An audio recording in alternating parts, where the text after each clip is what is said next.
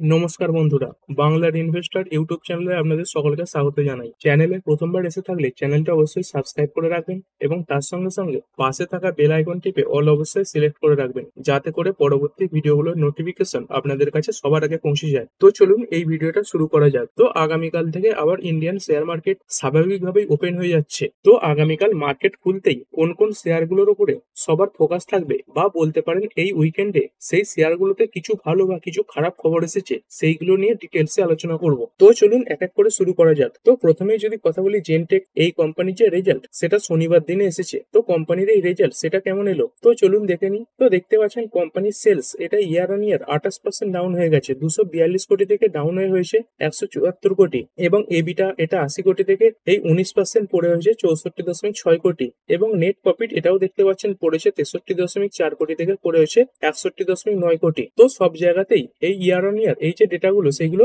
কম এসেছে, তবে যদি দেখেন কোয়ার্টারলি এই যে ডেটাগুলো সেগুলো কিছুটা ভালো। এবং যদি কোম্পানির এই অপারেটিং প্রফিট মার্জিন দেখি, যেটা এর আগের কোয়ার্টারে ছিল 41%, সেটা কমে হয়েছে 37%। তো কোম্পানির রেজাল্ট বলতে পারেন মোটামুটি খারাপের দিকে এসেছে, তবে কোয়ার্টারলি সামান্য ভালো। এর পরের কোম্পানি রিলায়েন্স ইন্ডাস্ট্রিজ লিমিটেড। তো আমেরিকা এই রাশিয়ার দুখানা বড় বড় অয়েল কোম্পানির উপর রেস্ট্রিকশন লাগিয়ে দিয়েছে। তো রিলায়েন্স ইন্ডাস্ট্রিজ তারাও কিন্তু বলছে এই ইউএস যে রাশিয়ার বিভিন্ন অয়েল কোম্পানিগুলোর উপরে স্যাংশন লাগিয়ে দিয়েছে সেগুলোকে কিন্তু তারা মেনেই চলবে। এবং এই রিলায়েন্স ইন্ডাস্ট্রি এরা এই রাশিয়ার একটা বড় অয়েল মার্কেটিং কোম্পানি এই রোজনেফ, এদের সঙ্গে একটা 25 বছরের এই ডিলও সাইন করেছিল, যেখানে এরা প্রতিদিন এই 5 লাখ ব্যারেল তেলও নিচ্ছিল। তো এই রিলায়েন্স ইন্ডাস্ট্রি এরা কি বলছে, এরা সেই যে তেলের পারচেস সেটা কমাবে এবং এই পারচেসের ওপর সম্পূর্ণভাবে ব্যানও লাগাতে পারে। তো এই আমেরিকা যে নতুন নিষেধাজ্ঞা জারি করেছে তার প্রভাব কিন্তু তারা খতিয়ে দেখছে। কোম্পানি এটাই বলেছে যে তারা ইউরোপিয়ান ইউনিয়নের সমস্ত যে গাইডলাইন সেগুলো মেনে চলবে এবং ভারত সরকারের যে নির্দেশ থাকবে সেগুলো পুরোপুরিভাবে অনুসরণ করবে। তো এই রাশিয়ার থেকে ক্রুড অয়েল কেনায় কি হচ্ছিল,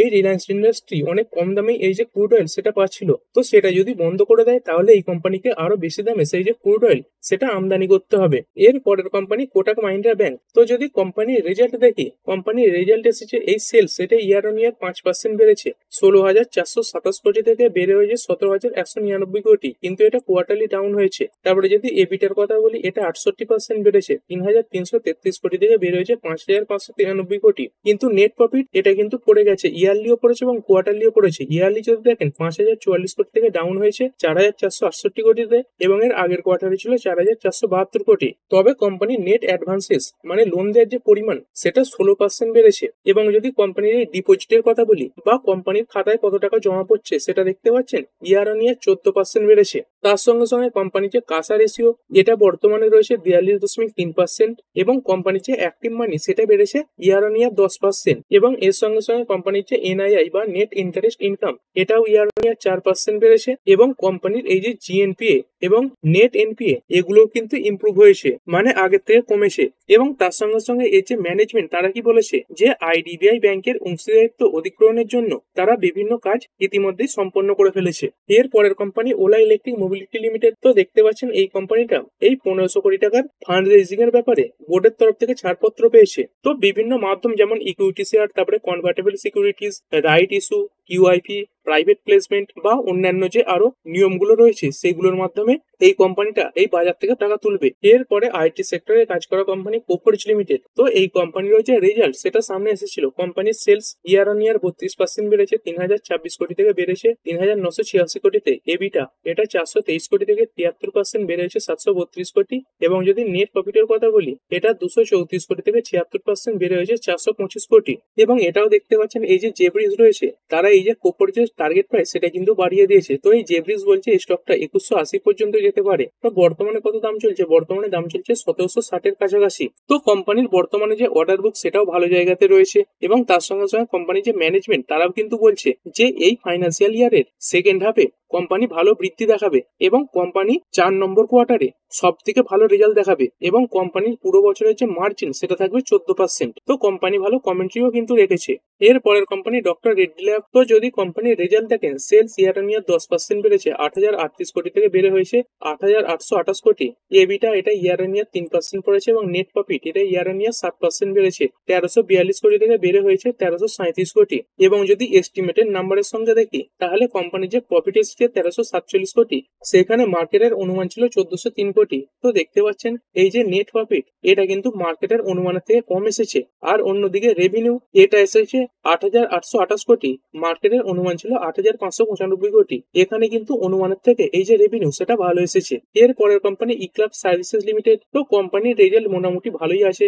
সেলস ইয়ার অন ইয়ার 13% বেড়েছে 612 কোটি থেকে বেড়ে হয়েছে 691 কোটি। এবিটা এটাও 4% বেড়েছে। নেট প্রফিট এটা 97.6 কোটি থেকে বেড়ে হয়েছে 110 কোটি। এবং এরই সঙ্গে সঙ্গে কোম্পানিটা প্রায় 6.66 লাখ শেয়ার বাইব্যাকের জন্য ঘোষণাও করেছে। তো যার জন্য কোম্পানিটা 300 কোটি খরচ করবে। এবং এই যে বাইব্যাকের প্রাইস সেটা কত রাখা হয়েছে, 4,500 টাকা পার শেয়ার। তো শেয়ারটা ক্লোজিং হয়েছিল এই 4,445-এ। তো এখান থেকে স্টকটা কিন্তু 4,500 পর্যন্ত যাওয়ার সম্ভাবনা রাখে, কারণ এই 4,500তেই এই যে বাইব্যাক সেটা হবে।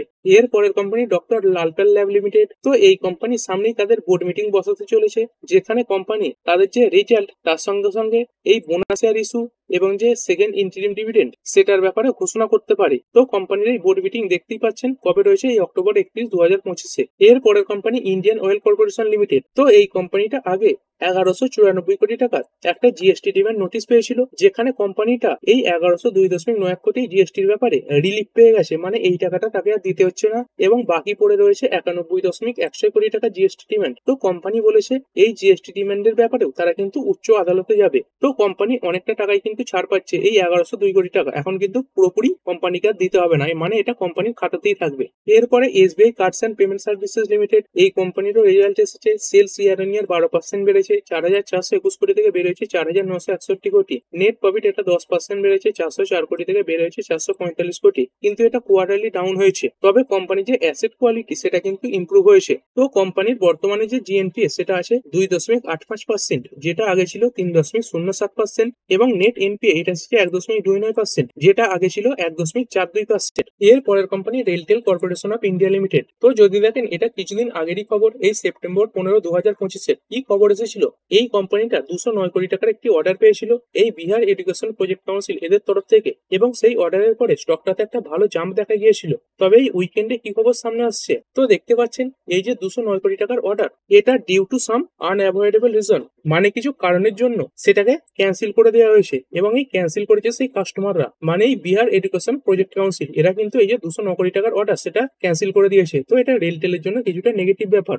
এরপরে একটি কোম্পানি সুপ্রিম পেট্রোকেম লিমিটেড। তো যদি কোম্পানির রেজাল্ট দেখেন এটা কিন্তু খুবই খারাপ এসেছে। এই সেলস এটা এসেছে 1100 কোটি, যেটা আগের কোয়ার্টারে ছিল 1387 কোটি এবং আগের বছর সেম কোয়ার্টারে 1506 কোটি। তারপরে এবিটা এটাও দেখতে পাচ্ছেন ইয়ারলি এবং কোয়ার্টারলি ডাউন, এইটা ইয়ারলি 38% পড়েছে। তারপরে যে নেট প্রফিট এটা ইয়ারলি 47% পড়েছে এবং কোয়ার্টারলি অনেকটা ডাউন। আর সেরকমই ইপিএস এটাও 47% ইয়ার অন ইয়ার ডাউন হয়েছে। এর পরের কোম্পানি ইরকন ইন্টারন্যাশনাল লিমিটেড। তো কোম্পানিটা এই উইকেন্ডে এই মহারাষ্ট্র স্টেট ইলেকট্রিসিটি ট্রান্সমিশন এদের তরফ থেকে 168 কোটি টাকা মূল্যের একটি অর্ডার পেয়েছে। এবং এই অর্ডারটি এরা একা পায়নি, একটা জয়েন্ট ভেঞ্চার পেয়েছে, যেখানে ইরকন ইন্টারন্যাশনালের 51% স্টেক রয়েছে এবং এই ফিনোলেক্স জে পাওয়ার এর 49% স্টেক রয়েছে। মানে এরা দুজনে মিলে এই যে অর্ডার সেটা কমপ্লিট করবে। তো এই প্রকল্পতে কোম্পানিটা কি করবে দেখতে পাচ্ছেন, এই যে নাগপুর জোন রয়েছে এর অধীনে এই যে কোরাডি 2 রয়েছে, এইখান থেকে মানকাপুর পর্যন্ত এই 200 kilovolt double circuit transmission line তৈরি করবে। এর পরের কোম্পানি এনটিপিসি লিমিটেড। তো যদি দেখেন এই কোম্পানিটা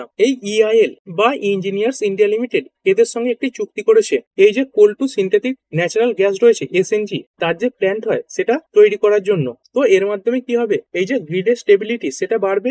এর পরের কোম্পানি কঙ্কর বা কন্টেনার কর্পোরেশন অফ ইন্ডিয়া। তো দেখতে পাচ্ছেন এটা একটা সরকারি কোম্পানি কঙ্কর, এরাই আদানি সিমেন্টস এদের সঙ্গে একটি চুক্তি করেছে। দেখতে পাচ্ছেন to ship bulk cement transport to rail, মানে রেলের মাধ্যমে এই যে আদানি সিমেন্ট রয়েছে সেটাকে পরিবহন করা হবে। তো এই যে উদ্যোগ সেটা কিন্তু ভারতের যে লজিস্টিক খাত সেটাকে টেকসই করবে এবং রেল ভিত্তিক যে পরিবহন সেটা কিন্তু আরো উন্নত হবে। এরপরে আরো কিছু ছোটখাটো নিউজ রয়েছে, যেমন জিপিটি ইনফ্রা প্রজেক্ট লিমিটেড। তো এই কোম্পানির জন্য কি খবর আসছে, এই কোম্পানিটা এই 195 কোটি টাকা মূল্যের একটি অর্ডার পেয়েছে। তো কিসের জন্য দেখতে পাচ্ছেন, supply of installation testing and commissioning of conveyor belt system in the port of Ivory Coast. তো এই আইভরি কোস্টের তরফ থেকে কোম্পানিটা অর্ডার অর্ডার পেয়েছে। তবে এই খবরটা কেন কভার করছি, কারণ কোম্পানির যদি মার্কেট ক্যাপ দেখেন তাহলে সেটা কত, এই 1031 কোটি। তো কোম্পানির মার্কেট ক্যাপ রয়েছে 1031 কোটি, এবং এইটুকু মার্কেট ক্যাপের সামনে কোম্পানিটা কিন্তু 195 কোটি টাকার অর্ডার পাচ্ছে।